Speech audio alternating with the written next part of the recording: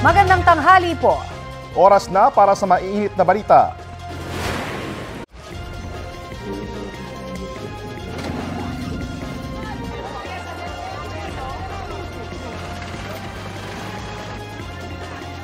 Balitang High.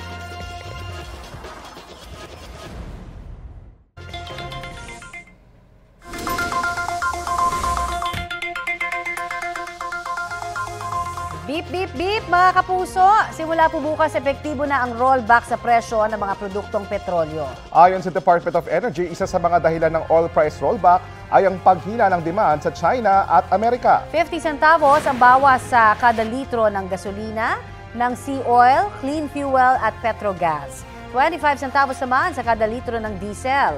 Sa kerosene naman, may 30 centavos na rollback sa kada litro ng kerosene ang sea oil. Wala pang anunsyo ang iba pang kumpanya ng langis. Sa pagtataya po ng GMA Integrated News Research, ito na ang ika-4 na rollback sa gasolina ngayong taon. Ikalimang beses naman sa diesel at kerosene.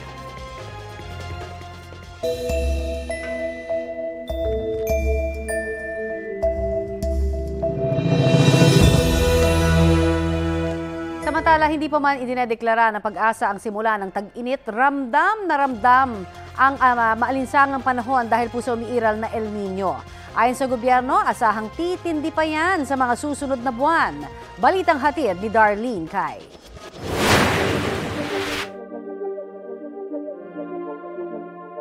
Posibleng 4 na probinsya lang sa buong Pilipinas ang maligtas sa mga epekto ng El Nino, ayon sa Task Force El Nino.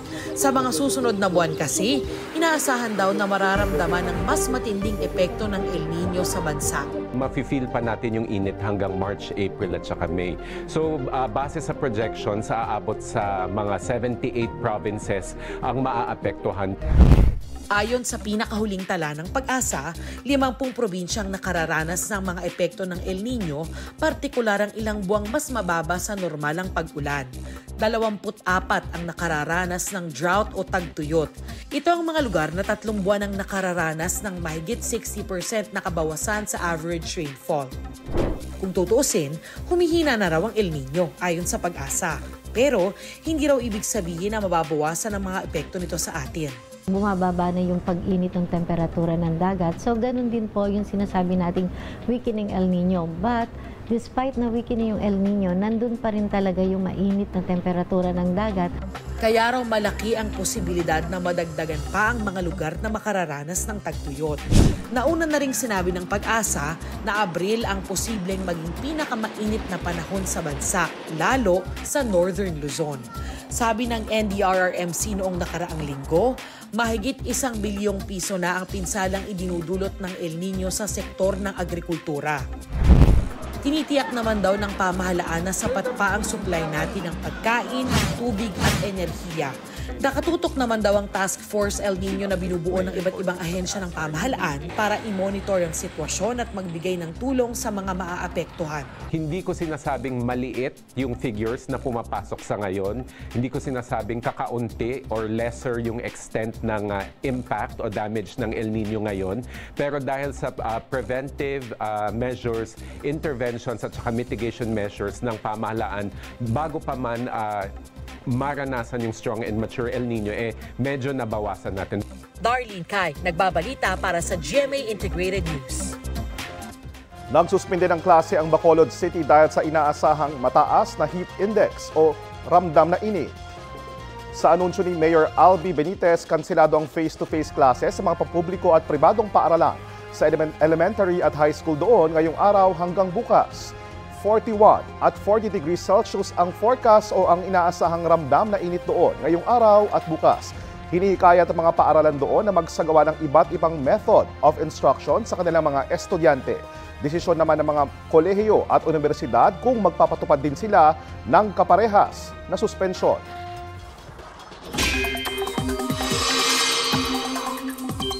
Mga kapuso, maayos po ang lagay ng panahon sa maraming bahagi ng bansa pero maghanda pa rin po tayo sa matinding init at sa posibleng pag-ulan. Ayon sa Pag-asa, posibleng umabot sa 41 degrees Celsius ang heat index ngayong pong araw sa La Carlota, Negros Occidental at sa General Santos City. 40 degrees Celsius sa Dagupan, Pangasinan, 39 degrees Celsius naman sa Bacnotan, La Union, Tayabas, Quezon, Dumangas, Iloilo, Giwan, Eastern Samar at sa Maasin, Southern Leyte. Dito po sa Metro Manila, posible namang umabot sa 38 degrees Celsius ang heat index sa Pasay. Base po sa rainfall forecast ng Metro Weather, maraming lugar sa Southern Luzon ang makararanas ng light to moderate rain sa mga susunod na oras. Uulanin din ang ilan pang panig ng bansa. Mababa naman ang tsansa ng ulan dito sa Metro Manila. At dahil nga po sa kakulangan sa ulan, maraming dam pa rin po sa Luzon ang nakapagtala ng mababang water level ngayong araw kumpara kahapon. Kabilang dyan ang Angat, Lamesa, Ambuklao, Binga, San Roque, Pantabangan at Magat Reservoirs ayon sa Pag-asa. Tumaas naman ang tubig sa Kaliraya habang walang pinagbago ang Ipo Reservoir. Ayon sa Pag-asa, hanging amihan ang nakakaapekto sa Northern at Central Luzon habang easterly sa nalalabing bahagi ng bansa. Kanina, nakapagtala ng 13 degrees Celsius na minimum temperature sa La Trinidad, Benguet, 14.2 degrees Celsius sa City of Pines, Baguio, 15.8 degrees Celsius sa Malaybalay, Bukidnon, 16.7 degrees Celsius ang minimum temperature naman sa Basco, Batanes, habang 23.8 degrees Celsius dito sa Quezon City. Patay ang isang lalaki matapos tirahin ng sumpak ng nakaaway sa Tondo, Maynila. Ang alitan dahil daw sa ninakaw na damit. Balitang hatid ni Jomer Apresto. Nagtulong-tulong ang mga residente para isugod sa ospital ang isang duguang lalaki. Binaril pala siya ng sumpak sa GK compound sa Tondo, Maynila pasado 6:00 kagabi. Ang ugat ng pamamaril, ang pagkompronta raw ng biktima sa suspect dahil ninakaw umano nito ang damit ng kanyang bayaw. Nagkahabulan papunta ron sa dulo, doon na naabutan. Nagsuntukan pa raw muna yun doon sa dulo bago na sumpak. Ang suspect labas-masok daw sa kulungan dahil sa kasong robbery at snatching na ang karaniwang target, mga motorista sa kahabaan ng Mel Lopez Boulevard. Ang biktima naman, binawian ng buhay dahil sa tama ng bala sa kanyang dibdib. Hustisya ang panawagan ng kinakasama ng biktima. Sana makakonsensya sa ginawa niya sa asawa ko. Kasi 4 yun eh. Yung iniwan sa akin ng asawa ko. Nangangalaka lang yung asawa ko eh. Hindi ko alam po ano saan nakukuha ng pera ng ganun. Nang gastusin po. Hindi ko pa nga alam kung magkano ang palibing tsaka pangano niya. Ayon sa barangay, handa naman silang tumulong para sa pamilyang naulila ng biktima. Patuloy pa na tinutugis ng pulisya ang sospek sa krimen. Jomer Apresto nagbabalita para sa GMA Integrated News. Bukas March 12, magsisimulang gunitain ng mga kababayan nating Muslim ang Ramadan. Sa anunsyo ng Bangsamoro Darul Iftah, hindi kasi nakita ang buwan kagabi. Ang moon sighting ang hudyat ng pagsisimula ng Ramadan. Nakahanda na po ang Golden Mosque sa Quiapo, Maynila at ilang pang moske sa bansa sa paggunita sa Ramadan. Itinuturing na holy month ng mga Muslim ang Ramadan, ang ikasyam na buwan sa Islamic calendar kung kailan sila nag-aayuno at nagdarasal. Si Pangulong Bongbong Marcos nagpaabot ng mensahe ng pakikiisa sa Ramadan. Umaasa raw siya na sa pamamagitan ng Ramadan ay lalo pang tatatag ang samahan, mabubuksan ang puso sa pagpapatawad at magkakaisa para sa sama-samang pag-unlad.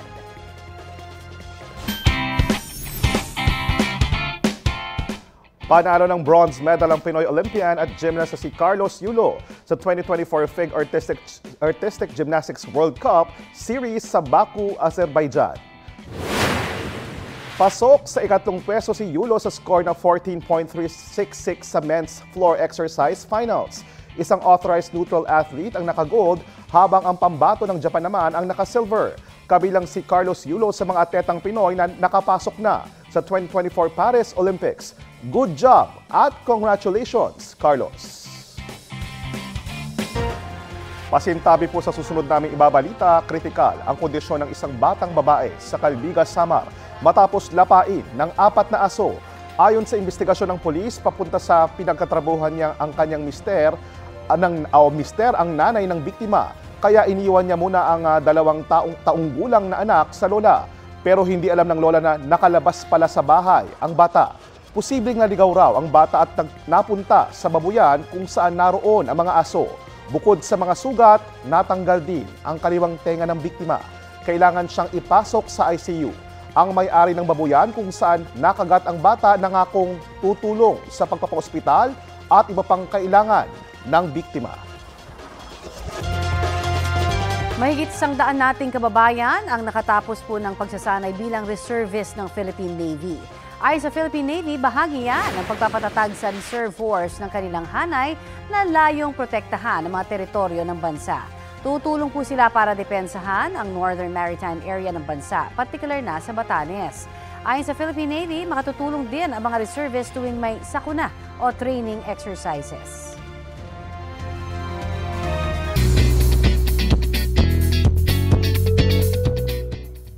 Happy Monday mga mare at pare!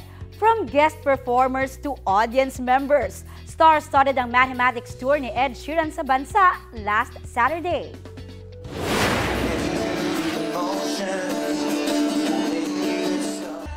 Kabilang sa mga spotted sa crowd ang sparkle couple na sina Jeric Gonzalez at Rabia Mateo, pati na ang sparkle talent na si Rojan Cruz. Nagpasalamat si Ed sa Pinoy fans na lagi raw energetic at nakikising along sa kanyang hits every time na nagko-concert siya sa bansa. Perfect naman ang opening acts ni Ed na si British singer-songwriter Callum Scott at Filipino indie folk pop band na Ben & Ben. Sa Instagram, parang panaginip daw para sa Ben & Ben na makaduet si Ed sa hit song nilang Maybe the Night. Sa hiwalay na post, tinawag naman ni Ed na brilliant ang banda.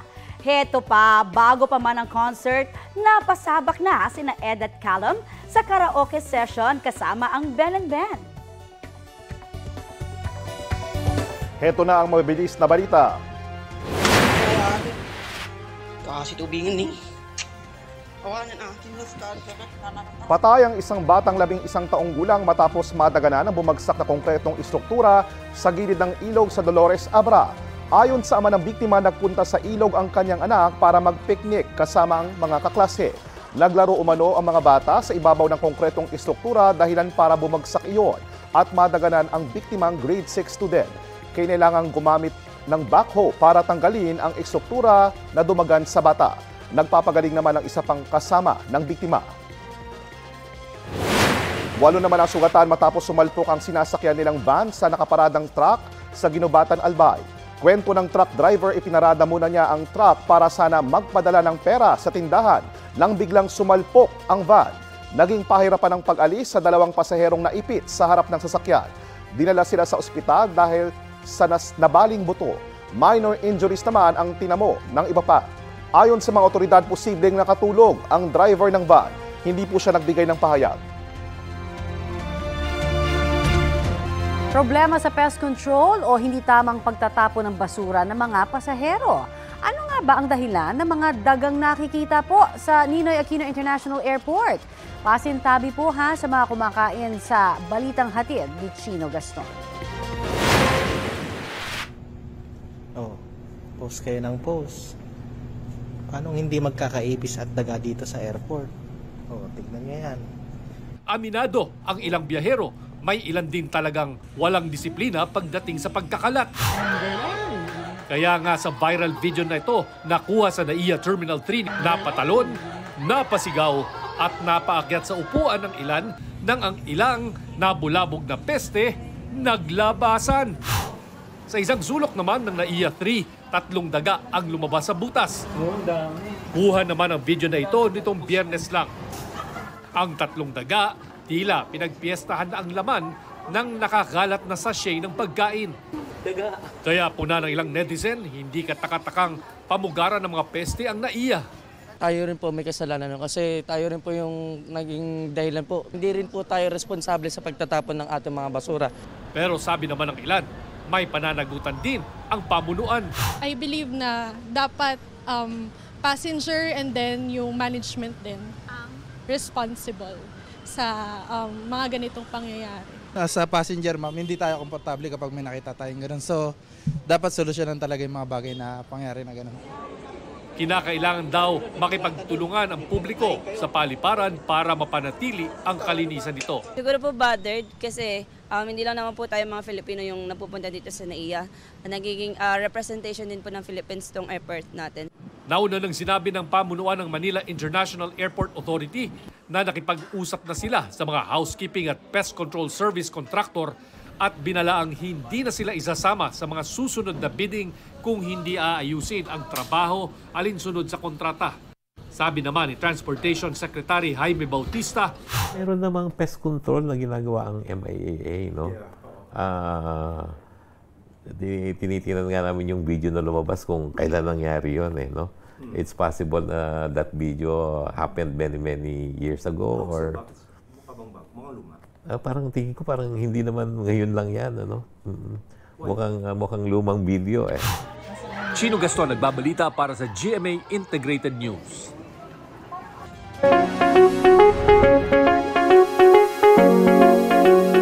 Kasabay po ng mas titindi pa raw na init ng panahon ay ang pagsulpot ng iba't ibang sakit na kailangang bantayan ngayon pong may El Nino.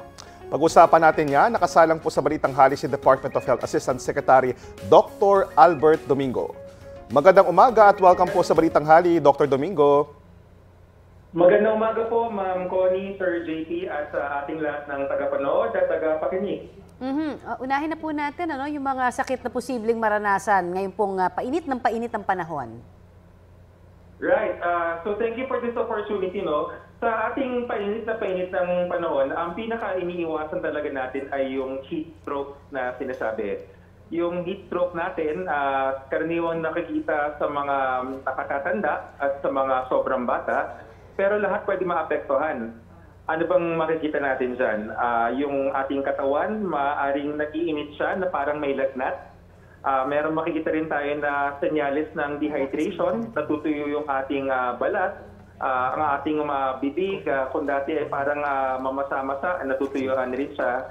Tapos sa mga nakatatanda, maaaring makakita tayo na nawawalan ng malay, inaantok-antok, or hindi madalas makausap dahil parang nag-iiba yung pag-iisip dahil sa natutuyuan nga. So, meron din tayong mga simptomas tulad ng sa ating pawis. Either kinukulangan tayo ng pawis or sobrahan tayo. Basta pag may kakaibang nangyayari sa ating pamamawis. Alright. Anong pwede nating gawin kapag may nakita tayong mga ganyan? Una sa lahat, ang unang lunas natin ay tumawag tayo ng tulong sa pinakamalapit na doktor or health center. Tapos habang nag-aantay tayo na dumating ang ating saklolo ay ilayo natin yung ating pasyente mula sa init. So kung tayo ay nasa labas at nasisinagan ng araw, ipasok natin siya sa loob. Tapos kung may aircon mas maganda or electric fan, pwede nating lagyan ng mga bimpo na basa para tayong humahawak ng pasyente na may lagnat. Lalagyan natin sa may kilikili, sa ating noo, etc. Tapos ating i-follow up, kailangan dumating agad yung ating rescue kasi importante dito yung hydration. I see. All right. And maybe kung ating, yes. Yes, sir. Asek, matanong lang din natin, kasi yung mga ospital, napaka-crucial, lalo na pag may mga dehydration na nababanggit ninyo. At karaniwan minsan parang nakakaligtaan na yung mga facilities natin, hindi ba, wala din tayo masyadong alam sa first aid. Baka po pwede nyo na lang bigyan po kami ng overview. Sa mga probinsya, kamusta ba yung mga ospital po natin, gaano ho sila kahanda? Opo, thank you for that question. Sa ating mga health facilities, since nag-start yung taon at nalaman natin may advisa na tayo mula sa pag-asa ng isang strong El Nino, kasama na po sa paghahanda ng Department of Health na nag-alert na po kami sa ating health facilities, both in public and private, to be ready for these cases. So alam po nila yung protocols niyan. Typically, hydration po ang nangyayari. Upon assessment by a doctor of the patient, naglalagay po tayo ng karampatang lunas, typically intravenous fluid, tapos minamanage po natin yung electrolytes ng pasyente. Ito, Doc, may ulat daw po na tumaas ng 42% ang salmonella cases sa bansa ngayon kumpara noong 2023. Ano pong update nyo dito, Asek? Opo, minomonitor po natin yung trends ng ating salmonella or typhoid cases at ating nakikita na hindi pa naman ganun kalaki yung pagtaas ng trend. Compared to last year, there may be an increase. Pero compared to the previous weeks, stable po siya. So, yung ating salmonella cases, typically ang transmission nito is orofecal. Meaning mula sa contaminated sources or baka sa food na hindi naluto ng maayos, sa karne na hilaw, sa itlog na hindi masyadong naluto, doon po nanggagaling yan. And our advice is to always make sure na ang ating kinakain, ang ating iniinom ay naluto at kung ang tubig ay medyo may duda tayo, pakuluan natin. Asek, paano naman may iwasan ng water at foodborne na illnesses ngayong panahon ng El Nino? Right. Ngayong panahon ng El Nino, madalas nagiging issue yung ating tubig, no? Kasi pag bumaba yung pressure, kaya rin, nagko-conserve tayo. So, ang mga water companies natin nagro-rotate, no? May mga nawawalan ng tubig, may mga parang umaandar. So, pag tayo ay nagkaroon ng temporary water interruption, pag ating gagamitin na uli yung tubig, bumalik na yung tubig, no? Paandarin mo natin, patagusin natin, palabasin natin yung tubig para yung mga latak na maaaring naipon sa loob ng tubo ay malabas muna natin. Kung tayo ay may duda dun sa tubig na ating pinakukuhanan, pakuluan po natin ng at least 2 minutes ang ating tubig bago ito gamitin sa pag-inom natin ng tubig. Alright. And dun sa mga... Yeah, go ahead. Pero ito parang maisingit na lang natin dahil Digestive Health Week din po ngayon, Asek. May mga efforts bang ginagawa ang DOH? Baka gusto nyo hong may announce, no, para ho dun sa pagpapanatiling malusog at maayos po ng mga tiyan o digestion po nating lahat. Opo, thank you Ma'am Connie. No? So, alinsunod sa ating celebration ng Digestive Health Week, tayo po ay, of course, ang mas gusto natin talaga is prevention over cure. So ating tandaan na ang wastong pagkain, which includes more fruits and vegetables. Mas maganda po yan kasi yung source ng fiber. Hindi po kailangan bumili ng supplements, hindi kailangan bumili ng vitamins. Kung atin pong kakainin ay tama at balanse, mga prutas at gulay, tayo po ay okay pagdating sa prevention. And now, pagpunta naman po sa early screening and diagnosis, importante po na tayo ay kumonsulta sa ating mga healthcare provider. Actually, meron pong benefit package ang PhilHealth na tinatawag na PhilHealth Consulta para kasama po yung mga screening, early screening sa ating mga sakit. May doktor, bayad na po siya, may mga laboratories kasama ang CBC, ang iba pang mga basic laboratories sa blood chemistry, para maiwasan natin na kung sakaling meron tayong problema sa ating digestive system or other parts of the body, ay pwede nating maagapan agad. Alright. Sir, hingin na rin namin yung reaction pala ninyo, no, dun sa pagligo ng ilan nating kababayan sa Manila Bay, no? Alam natin na maraming coliform na naiulat before. Ano ho ba ang inyong paalala? Opo, paalala po sa ating mga kababayan, no. Alam po natin na talagang summer na, El Nino pa, at gusto nating maligo at lahat. Ang atin pong Manila Bay ay hindi safe for swimming, okay? Para sa ating kalusugan, marami po kasing mikrobyo, maaari po yung maging sanhi ng impeksyon sa labas, sa tenga. Malamang sa malamang ay baka malunon pa natin, baka doon pa manggaling yung ating problema sa ating digestive system. So wala akong problema kung tayo ay titingin lang sa tanawin sa paligid ng Manila Bay. Pero mas maganda po na doon tayo sa mga ibang lugar na wala po tayong warnings sa coliform maligo, or tayo na lang po ay maligo sa ating mga sariling bahay. Wala pong problema kung maligo po na madalas, lalo na sa panahon ngayon. Opo, Asek, kung sakali naman po, wag naman sana may kasamang nalunod na bata man o matanda, ano po ang unang dapat gawin? Right. Mahalaga po na tayo ay, kung kaya natin, no, kung may mga programa tayo sa ating barangay, tulungin natin ang mga health center, mag-aral po tayo kung paano mag-CPR. Kasi ang basic first aid po para sa mga suspicion nating nalunod, una ay tumawag tayo kaagad ng tulong.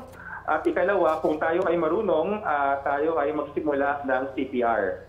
Yun talaga ang magagawa natin. But to prevent drowning, mga magulang, mga nakatatanda, huwag nating hahayaan na ating mga kabataan na sila ay basta-basta maligo or lumangoy nang hindi natin binabantayan. Ako, ayun, maraming salamat po, DOH Assistant Secretary Dr. Albert Domingo.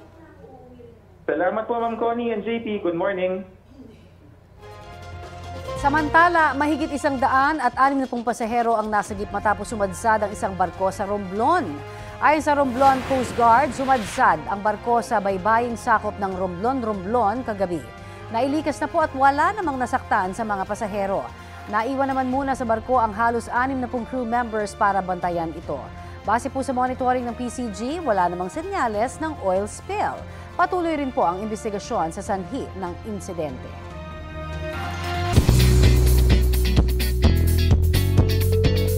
Love is definitely in the air para sa 10th wedding anniversary ni na It's Showtime host Karil at Sponge Cola vocalist Yael Yuzon. That surrounds me, defend me, and when the call of death arrives, bring me consolation that I may praise thy saints forever. Yan ang alakwar moment in a Mr. and Mrs. Yuzon sa kanilang renewal of wedding vows sa Church of Jesus sa Ateneo de Manila University last weekend. Ramdam ang heartwarming rendition nila ng Anima Christi na ibinahagi ng kapatid ni Yael sa IG. Present din sa okasyon ng mommy ni Karil na si Divine Diva Shasha Padilla na nag-share din ng ilang photos sa ceremony. Full support naman ng Sponge Cola na nag-post ng kanilang greeting para sa dalawa. Congratulations, Karil and Yael! Mabibili sa balita po tayo. Naputulan ng binti ang isang rider matapos siyang mabangga ng isang pickup sa isang highway sa Kamalig, Albay. Sugatan naman ang dalawa niyang angkas. Kwento po ng mga saksi, mabilis daw ang andar ng nasabing pickup na may iniwasang sasakyan kaya nabangga ang motorsiklo. Pinaghahanap na ang driver ng pick-up na tumakas matapos makita ang kondisyon ng rider. Mahaharap siya sa karampatang reklamo. Patay naman ang isang rider matapos sumalpok sa isang SUV ang sinasakyan niyang motorsiklo sa Alitagtag, Batangas. Base po sa investigasyon, sinakop ng rider ang kabilang linya ng tinatahak na SUV. Nayupi po ang unahan ng SUV at wasak naman ang motor. Nagkaareglo na ang driver po ng SUV at ng mga kamag-anak ng biktima. Kinilala ng Federation of International Cable TV and Telecommunications Association of the Philippines o FICTAP ang GMA Network. Kabilang ang Kapuso Network sa mga dumalo sa International Cable Congress and Exhibition at ginawaran ng Certificate of Appreciation. Nagsama-sama riyan ang international at local providers, policymakers at cable operators sa buong Pilipinas na layong maghatid ng pinakabago sa connectivity at telecommunications technology. Parte rin po ang event ng Silver Anniversary Celebration ng FICTAP. Kita sa CCTV ang isang lalaking yan na nagmamasid sa paligid sa Cebu City. Nang masigurong walang tao ay pumasok siya sa isang bahay. Makalipas ang ilang sandali, lumabas na ang lalaki. Yun pala, natangay na niya ang mga cellphone, alahas at 10,000 piso mula sa bahay ng isa palang boarding house. Tukoy na po ng pulisya ang suspect. Arestado ang isang lalaki sa Tondo, Maynila dahil sa panggagahasa umano sa kanyang kapitbahay. Pero ang sabi po ng suspect, binabaliktad daw ng babae ang kwento at siya raw ang tunay na biktima. Balitang hatid ni Jomer Apresto. Dadayo sana para mag-basketball ang lalaking ito nang silbihan siya ng warrant of arrest na mga tauhan ng Delpan Police Station sa Tondo, Maynila. Kinasuhan pala siya ng rape at sexual assault ng kanyang 26 anyos na kapitbahay. Bale, ang kasong ito ay nagugat sa isang insidente nung nakaraang pang taon. Kinumbinsi daw siya, sabi, nung victim na pumunta doon sa bahay niya. At yun nga, meron nangyari sa kanila. Pero ayon sa lalaki, binaligtad lang daw siya ng babae at siya talaga ang tunay na biktima. Sa katunayan, nauna pa umano siyang magsampa ng reklamo pero nakipag-areglo sa kanila ang kampo ng babae. Lagi po kasi ako inaano nun, sir. Gusto niya na daw po magkaanak. Yung babae na po yun, parang gusto po talaga ako nun, sir. Pag nandun ako sa tapat ng bahay niya, lagi niya po ako inaano, sir. Inaano? Lagi niya po ako parang binibaby, sir. Iyon nga lang, may kinakasama na raw pala ang naturang babae. Ayon sa pulisya, sinilbihan din nila ng warrant ang babae pero nakapagpiyansa na siya. Sa ngayon ay nasa kustodiya pa ng Dalpan Police Station ang lalaking akusado. Sinisika pa ng GMA Integrated News na kunin ang panig ng babae. Jomer Apresto nagbabalita para sa GMA Integrated News. Nakauwi na sa bansa ang 9 na OFW na kabilang sa mga tripulante ng oil tanker na kinubkob ng armadong grupo sa Oman nitong Enero. Ayon sa isa sa kanila, may mga naiwan pang tripulante sa barko. Maayos naman daw ang kanilang kalagayan. January 11 nang kubkubin ang oil tanker na St. Nicholas sa Gulf of Oman ng mga armadong individual mula Iran. Nakahanda naman daw ang gobyerno na magbigay ng tulong sa mga OFW. Nananawagan naman si Pangulong Bongbong Marcos na irespeto ang freedom of navigation kasunod ng pag-atake ng grupong Houthi sa barkong True Confidence sa Gulf of Aden, kung saan 2 Pilipino ang nasawi at 2 iba pa ang sugatan. Ayon sa Department of Migrant Workers, 11 tripulanteng Pinoy ng True Confidence ang nakatakdang umuwi bukas. Simula noong Nobyembre, patuloy ang pag-atake ng Houthi sa mga barko sa Red Sea. Nailigtas ng Coast Guard District Northwestern Luzon ang isang mangingisdang 3 araw nang nawawala.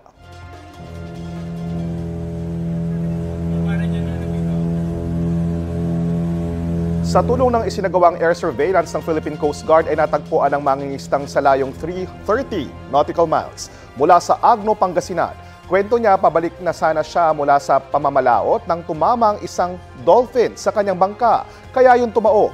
Nananatili siya sa isang payaw at doon naghintay ng rescue. Agad siyang dinala sa pagamutan. Pansamantala naman pinasalamatan naman ng pamilya ng PCG sa pagsagip sa kanilang kaanak.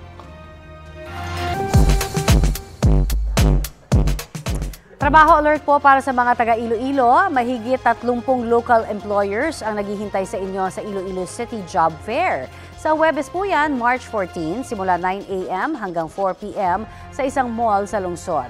Ilan po sa mga bakanteng posisyon ay cashier, driver, baker at bagger. Para sa iba pang detalye, bisitahin ang official Facebook page ng PESO Iloilo City. Isinagawa ngayong araw ang inauguration ceremony para sa pagbubukas ng bagong gawang transport infrastructure sa Metro Cebu. Layo niyang mas ma-promote ang active transport para sa mga bikers. May ulat on the spot si Luan Mayrondina ng GMA Regional TV Balitang Bisdak. Luan. JP, taong 2021 nang simulan ang construction ng bike lane sa Cebu City, Mandaue City, Lapu-Lapu City at Talisay City. At nakumpleto ang proyekto nito lang February 2024 kung saan nag-expand na rin ito sa kalapit na bayan ng Cordova. Alas 9 kaninang umaga, formal na isinagawa ang inauguration ceremony ng expansion, upgrading, and maintenance of active transport infrastructure and construction of end-of-trip cycling facilities in Metro Cebu. Isinagawa ito sa Centennial Road sa Cordova, Cebu, ang panlimang LGU sa Metro Cebu na may bike lane. Nasa 67.19 kilometers ang haba ng ginawang expansion both ways at nasa 124.69 kilometers naman ang na-construct na at mini-maintain at ina-upgrade ng DPWH. Ang buong cycling facilities may 138 bike racks, 5 bike repair stations na na-install sa 23 locations across Metro Cebu. Nasa 247.5 million pesos ang estimated project cost nito. Aminado ang DPWH na may kailangan pang i-improve sa kasalukuyang mga bike lane upang magkaroon ng confidence lalo na ang mga first-time bikers na gamitin ito. Karamihan kasi ng mga na-implement kayo na bike lanes ay yung mga lane markings lang na tinatawag na Class 2B at wala pang physical separator upang maprotektahan rin ang mga bikers sa other motorists. Bagay na ikinatuwa naman ng mga bike enthusiast ng Metro Cebu. JP, layunin ng proyektong ito ang pag-promote ng active transport, healthier lifestyle at ang pag-reduce ng carbon footprints. JP? Naku, ang ganda dyan. Maraming salamat, Luan Mayrondina ng GMA Regional TV Balitang Bisdak.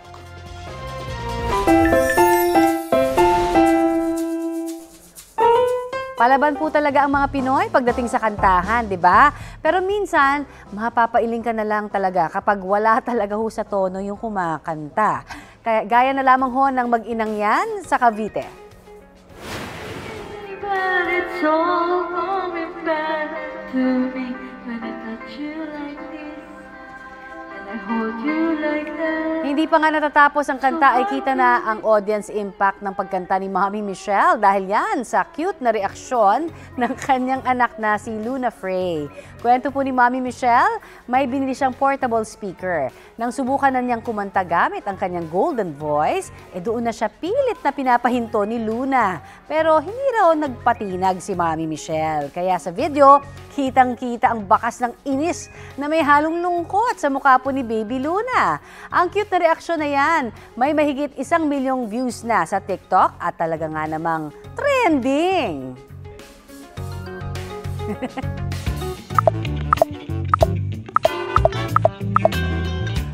Ito naman, diskartipid tayo, JP, ha? To the highest level na daw kasi syempre ngayon, di ba yung init ng panahon? Kaya nga hindi nakapagtataka kung marami ang matakaw sa tubig, Connie, no? Inumin man o sa pagligo. Yes. Ano kaya ang paraan ng netizens para makatipid sa tubig ngayong bumababa ang water level sa ilang dam? Ang sabi ho ni Fred Pabataw, ipunin daw yung mga tubig na ginagamit para ipangdilig naman sa mga halaman. Isa rin daw yung gripo kung hindi naman to ginagamit. Tama naman. Tama naman. Sabi naman ni Paul Anthony Hernandez, isang solusyon daw dyan ay ang cloud seeding. Pwede. Para naman kay Maricel Moral, huwag na raw gumamit ng shower. Balde at tabo na lang. Mga kapuso, makisali sa aming online talakayan sa iba't ibang issue. At kung may mga nais din po kayong maibalita sa inyong lugar, mag-PM lamang sa Facebook page ng Balitang Hali. Nakatakda pong pumunta si Pangulong Bongbong Marcos sa Germany para sa isang working visit kung saan makakapulong niya ang mga matataas na opisyal at ilang mga negosyante roon. At live mula po sa Berlin, may ulat on the spot si Rafi Tima. Rafi? Connie, alas 4:25 na madaling araw dito ngayon sa Berlin kung saan inaasang darating si Pangulong Bongbong Marcos para sa kanyang working visit. Mamayang hapon, oras dyan sa Pilipinas ay nakatakdang umalis ang Pangulo kasama ang unang ginang at mga opisyal ng gobyerno maging mga negosyante. Martes dito sa Berlin, nakatakdang magsimula yung kanyang mga aktibidad kung saan inaasang makakaharap niya ang German Chancellor na si Olaf Scholz at mga business leaders. Inaasa magkakaroon ng kasunduan sa pagitan ng Pilipinas at Germany para paigtingin ang kooperasyon ng dalawang bansa pagdating sa maritime sector. Hindi rin siyempre mawawala ang pulong ng Pangulo sa Filipino community dito sa Berlin. Ayon sa Ambassador ng Pilipinas dito sa Germany na si Irene Susan Natividad, tamang-tama ang pagbisita dito ni Pangulong Bongbong Marcos dahil hanggang ngayong taon ipinagdiriwang ay ika-70 taon ng diplomatikong relasyon ng dalawang bansa. Halos isang dekada matapos ang World War II, inaibalik ang diplomatikong ugnayan ng Pilipinas at ng Germany. Ayon kay Ambassador Natividad, mahalaga ang Germany para sa Pilipinas lalo pat malaki ang kanilang suporta sa peace at development sa Mindanao. Isa rin ang Germany sa mga unang bansang kumukondena sa mga mapangahas at delikadong aksyon sa West Philippine Sea laban sa mga maritime assets ng Pilipinas. Bukod pa ito sa umiigting na relasyon ng dalawang bansa pagdating sa usaping ng climate change at ng labor. May humigit kumulang 35,000 Pilipino na nagtatrabaho, nag-aaral at nagtatraining dito sa Germany. Narito ang pahayag ng Ambassador ng Pilipinas dito sa Germany. This is a working visit that's business focused. So a big part of the President's program is business oriented. He will address the German business community and inform them of all of the reforms that the administration has undertaken to attract foreign investments into the country. Maraming salamat, Rafi Tima. Ito po ang Balitang Hali. Bahagi kami ng mas malaking misyon. Ako po si Connie Sison. Sa ngalan ni Rafi Tima, JP Soriano po. Kasama niyo rin po ako, Aubrey Carampel. Para sa mas malawak na paglilingkod sa bayan, mula sa GMA Integrated News, ang News Authority ng Filipino.